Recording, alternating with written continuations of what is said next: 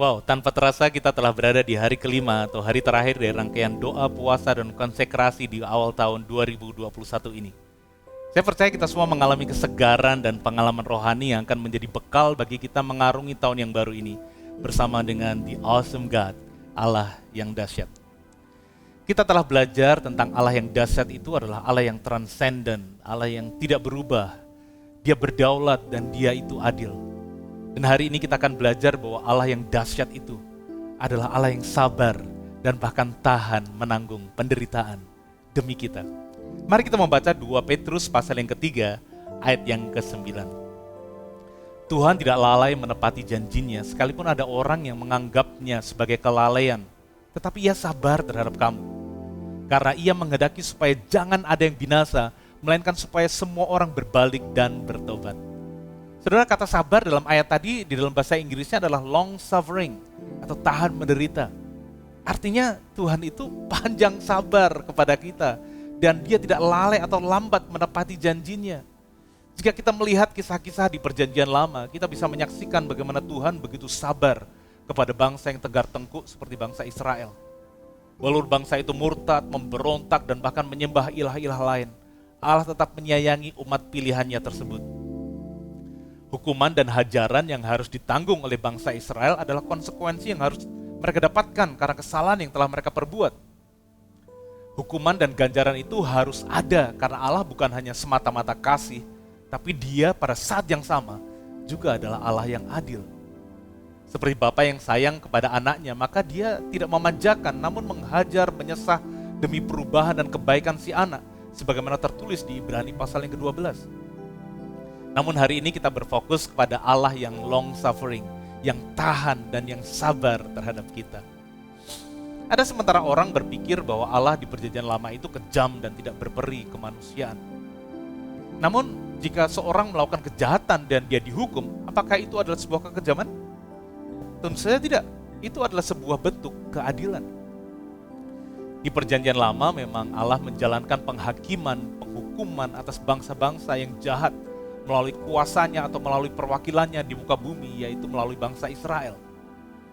Allah yang adil dan yang penuh kasih tidak mungkin membiarkan kelaliman, kekejaman merajalela tanpa melakukan intervensi. Namun tidak bisa dipungkiri juga bahwa Allah yang sama menunjukkan kesabaran dan belas kasihan yang begitu besar kepada umat manusia. Ada banyak ayat di Alkitab berbicara tentang Allah yang penyayang dan panjang sabar. Saya akan membacakan 2 saja di antaranya. Sebelum saya akan memberikan beberapa kisah di Alkitab tentang Allah yang sabar dan tahan menderita karena umatnya. Yang pertama, Keluaran pasal yang ke-34 ayat yang ke-6. Saya akan bacakan dari bahasa Indonesia sehari-hari.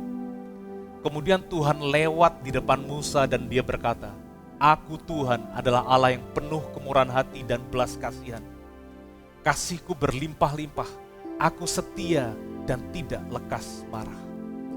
Yang selanjutnya saya akan membacakan dari Yoel 2 ayat 12 dan ini relevan dengan apa yang kita sedang lakukan hari-hari ini di dalam doa puasa dan konsekrasi awal tahun. Ayat 12 dikatakan, "Tapi sekarang juga demikian firman Tuhan, berbaliklah kepadaku dengan segenap hatimu, dengan berpuasa, dengan menangis dan dengan mengaduh." Ayat 13, "Koyakkanlah hatimu dan jangan pakaianmu, berbaliklah kepada Tuhan Allahmu, sebab Ia pengasih dan penyayang, panjang sabar dan berlimpah kasih setia, dan Ia menyesal karena hukumannya." Haleluya, itulah Tuhan kita saudara. Dia pengasih, penyayang, panjang sabar dan berlimpah kasih setia. Sejak Adam dan Hawa jatuh dalam dosa, mereka tidak langsung mengalami hukuman kematian. Mereka masih bisa hidup beratus-ratus tahun sejak keluar dari Taman Eden. Karena kesabarannya, alih-alih membinasakan seluruh penduduk bumi yang sudah begitu bobrok karena kuasa dosa, Allah menyisakan, menyelamatkan Nuh dan keluarganya dari hukuman air bah dan memulai lagi dari awal sejarah umat manusia. Allah bersabar kepada Abraham walaupun dia berapa kali melakukan kesalahan dalam perjalanan menantikan penggenapan janjinya.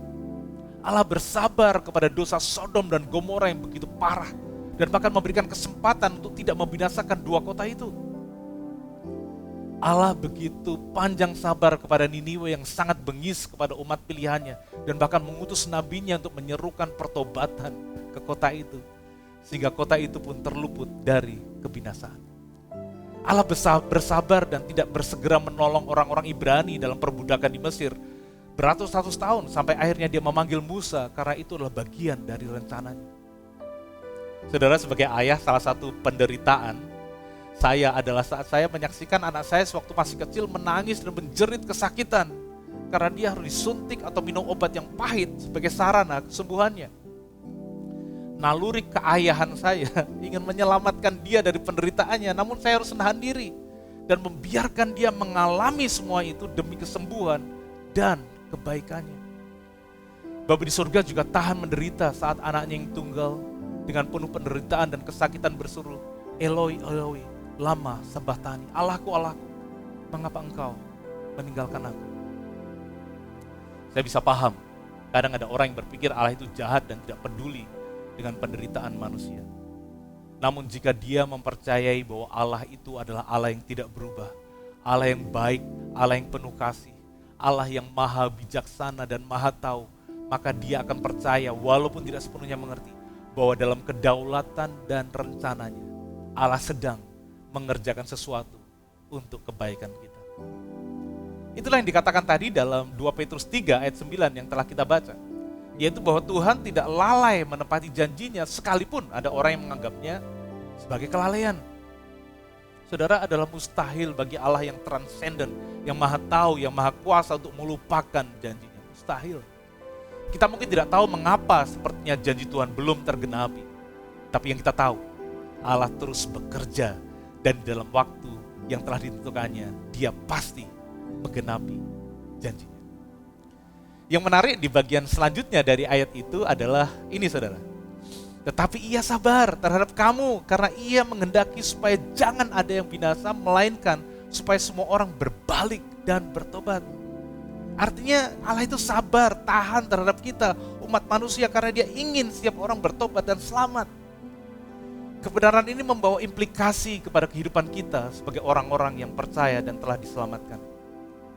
Saudara, kita adalah bangsa yang terpilih, imamat yang rajani, bangsa yang kudus, umat kepunyaan Allah sendiri, supaya kita memberitakan perbuatan-perbuatan yang besar dari Dia, yang telah memanggil kita keluar dari kegelapan kepada terangnya yang ajaib. 1 Petrus 2 ayat 9. Sebagaimana Allah itu sabar dan tahan menderita bagi kita sehingga kita diselamatkan oleh kasih karunia Tuhan, kita pun pasti bisa belajar untuk setia, sabar, tetap bertahan dalam memberitakan Injil, kabar baik yang adalah kekuatan Allah yang sanggup menyelamatkan manusia. Saudara, tentu saja tugas kita bukanlah mempertobatkan orang. Tugas kita adalah mengasihi sesama, terus tekun membangun hubungan yang tulus dalam kasih dan persahabatan dengan mereka. Dan pada waktunya kita akan membagikan kepada mereka harta yang paling berharga, yang kita miliki, yang tidak mungkin kita simpan bagi diri kita sendiri. Sebagaimana Allah panjang sabar dan tahan menderita bagi kita, Allah memanggil kita untuk memiliki sifat yang sama di dalam kita membangun hubungan dengan orang-orang yang kita kasihi dan yang belum kenal Tuhan. Jika ada di antara saudara yang selama ini telah membangun hubungan dengan orang yang belum mengenal Tuhan, dan sepertinya belum ada tanda-tanda orang itu tertarik dengan kebenaran Injil Kristus, saudara, jangan menyerah. Tetaplah mengasihi, tetaplah menabur, bertahan dalam membangun hubungan dengan Dia. Untuk itulah kita semua dipanggil menyatakan kasih Allah yang indah kepada dunia. Terpujilah nama Tuhan dari dulu, sekarang, sampai selama-lamanya. Mari kita berdoa, saudara. Bapa dalam surga, kami bersyukur memiliki Allah yang sabar dan tahan menderita demi kami. Terima kasih Tuhan karena Engkau tidak menyerah dan Engkau tidak meninggalkan kami.